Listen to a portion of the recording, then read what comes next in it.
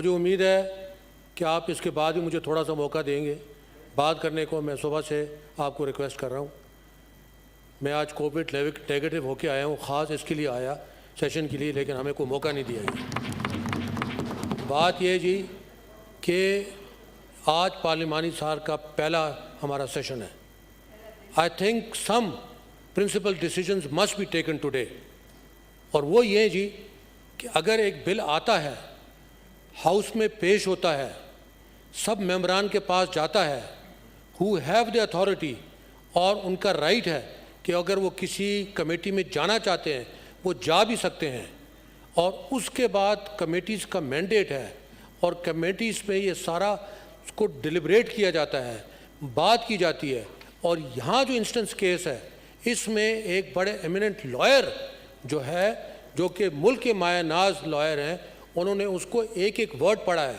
اور ہماری تو کمیٹی میں چونکہ I was a part of that committee, وہاں پہ آبجیکشن یہ ہوتا تھا کہ وہاں پہ وہ جو ہے ایک ایک لا کا جو لفظ ہے وہ نکالتے تھے. ہیونگ سیڈ دیٹ, میں یہ کہنا چاہتا ہوں اگر ہم نے کمیٹی کو اس طریقے سے بے فعال کرنا ہے تو میں شبلی صاحب کی بات سے بالکل اگری کرتا ہوں کہ یا تو آپ اس کے لیے کمیٹی بنائیں کہ جو کہ اس کو ڈسکس کریں کہ کمیٹی سے, اور کمیٹی کا جو رول ہے, اور کمیٹی میں کس کو انوائٹ کیا جا سکتا ہے اور کون وہاں نہیں آتا, اور اس کے بعد کوئی ہمارا فاضل ممبر چاہے وہ لا کو سمجھتا ہی نہیں سمجھتا, میں اس بات پہ پڑھنے نہیں چاہتا, سارے ہمارے یہاں لا میکرز ہیں, let it be that way. لیکن یہاں پہ آگے ایک لفظ کے اوپر کہ مجھے اف سے مطلب نہیں ہے, مجھے بٹ سے مطلب نہیں ہے, تو اس طرح سے یہ ہاؤس کیسے چلے گا سر؟ اس طریقے سے کمیٹیز کیسے چلیں گی؟ اس طریقے سے اگر کمیٹیز ہم چلائیں گے تو یہ تو ہمارا جو سال ہے اسی طرح سے گزر جائے گا, کیونکہ یہاں تو جو ہے تو ٹوٹ بٹوٹ بن گئے ہیں. یہاں تو اب ایک اپوزیشن جو لیڈر نہیں ہے, یہاں تو 18 بن گئے, اس کا کیا بنے گا؟ ہم ایک پہلے اپوزیشن لیڈر کو سنتے تھے, وہ ہمیں بات کرتے تھے, ہم ان کی بات سمجھ آتے تھے, وہ ہماری بات سمجھ آتے تھے. ابھی یہاں جو مسئلہ چل رہا ہے یہ تو آپ کے لیے بھی بڑا مسئلہ ہے, ہمارے لیے بھی بڑا مسئلہ ہے, کیونکہ یہاں تو ابھی گزٹڈ تو ایک اپوزیشن لیڈر ہیں, لیکن ادروائز تو 18 بیٹھے ہیں. اور انشاءاللہ تھوڑے دنوں کے بعد آپ دیکھیں گے کہ میم مشین پہ یہ کتنے بن جائیں گے. تھینک یو جی, تھینک یو جی. جی منسٹر صاحب پلیز, منسٹر صاحب ایک کلیریفیکیشن دیں گے, اس کے بعد جی جو ڈیسائیڈ کریں اس میں. جی پلیز. جی منسٹر صاحب, یہ سیکشن 3 پیرا 4 میں سے اپوزیشن کی انسسٹنس کے اوپر آپ لاز کا ورڈ بے شک ڈیلیٹ کر دیں. جی دو جگہ سے ڈیلیٹ ہوگا سر, ایک سب پیراگراف 3 میں بھی اور 4 میں بھی, کیونکہ وہاں دونوں جگہ لاز ہیں استعمال ہوا. تو آپ اس کو علی ظفر صاحب آپ میں سیکریٹریٹ کے ساتھ کر لیں, پھر میں بعد میں ٹیک اپ کر لیتا ہوں جی, جب تک ہم ڈسکشن کر لیتے ہیں کوئی. جی جناب علی محمد خان صاحب, منسٹر صاحب کیا فرما رہے ہیں؟ سر میں آپ کی وساطت سے امینڈڈ پھر لے آئیں جی میرے پاس. علی ظفر صاحب اور مشتاق صاحب آپ اور سیکریٹریٹ کے ساتھ بیٹھ جائیں. جناب چیئرمین صاحب میری ریکویسٹ ہے, چیئرمین صاحب تھوڑا سا سن لیں, آپ نے ادھر مائک دیا ہوا ہے. ٹھیک ہے جی. میری ریکویسٹ ہے, مشتاق صاحب ہمیشہ کوئی بھی چیز لاتے ہیں بڑا اسٹڈی کر کے لاتے ہیں. میری ریکویسٹ ہے کہ انہوں نے شروع میں آج ایک ایشو ریز کیا, ان کو ایک شک تھا کہ کیا کوئی ڈیلیگیشن ہے. میں نے ان کو بتایا کہ حکومت جو ہے کبھی بھی پارلیمان کا رائٹ ڈیلیگیٹ نہیں کرے گی, لیکن اس کے باوجود میں نے یہ والنٹیئر کیا کہ اگر آپ کہتے ہیں کہ نہیں اس پہ زیادہ ڈسکشن ہو تو منسٹر رسپانسبل منسٹر انچارج خود آ کے وضاحت کر دیتا ہے. اب اس وقت جو وضاحت آئی ہے اس کے بعد میں آگے بات رکھتا ہوں, وہ یہ ہے کہ حکومت پاکستان امپورٹ یا ایکسپورٹ کے حوالے سے جو قوانین ہیں ان میں کوئی بھی ترمیم اگر چاہے لاز میں, رولز میں, ریگولیشنز میں, تو وہ ڈائریکٹ نہیں کرے گی, وہ گیزٹ میں چھاپے گی تاکہ پوری پاکستان اور پاکستان کا ایوان اس کو دیکھ سکے. اب یہاں پہ جو تجویز محترم ممبر صاحب کی طرف سے آئی وہ یہ ہے کہ ٹھیک ہے آپ سب کو تو چھاپیں لیکن لاز کو نہ چھاپیں. اس سے ایک طرح سے حکومت جو ہے اس کو تو زیادہ کھلی چھوٹ ملتی ہے, اس سے ایک چیک کم ہوتا ہے. اس وقت صورتحال یہ حکومت خود کہتی ہے کہ میں وہ لا, رول, ریگولیشن چینج کروں گا جو میں پہلے آپ کے ساتھ شیئر کروں گا گیزٹ میں. میں چاہتا ہوں کہ مشتاق صاحب اس پہ زیادہ ہمیں ذرا روشنی اس پہ ڈالیں کہ اس سے وہ کیا حاصل کرنا چاہتے ہیں. اگر اس میں کوئی بہتری ہے تو ہم تو آلریڈی کنسیڈ کر رہے ہیں کہ ٹھیک ہے ریموو کر دیں. جی سر ایک گزارش ہے, اس کے بعد ہاں دیتے ہیں. جی جی فیصل صاحب. جی چیئرمین صاحب بہت بہت شکریہ سر. گزارش یہ ہے کہ سب سے پہلے تو ہمارے جتنے بھی نئے الیکٹڈ جو سینیٹر صاحبان آئے ہیں, گزارش یہ ان کو پورا موقع دیں کہ یہ اپنا موقف آپ کے سامنے پیش کر سکیں, ہاؤس کے سامنے پیش کر سکیں.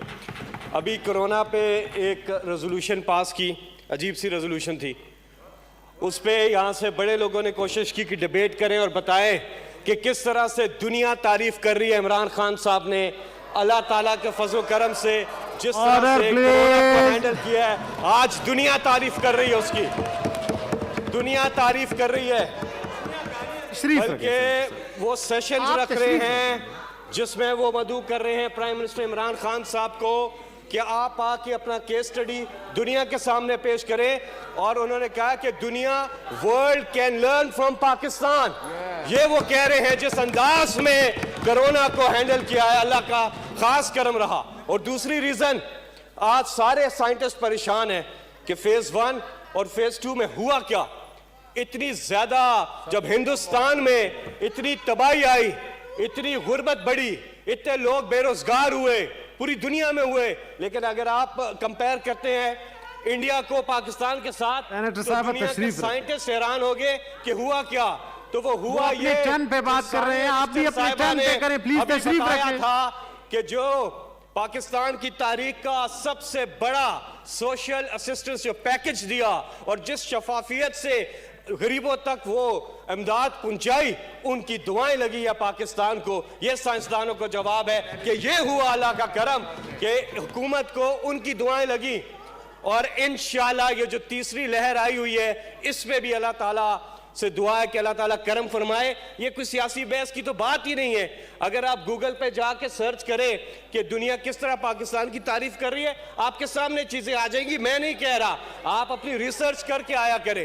دوسری چیز سر, آج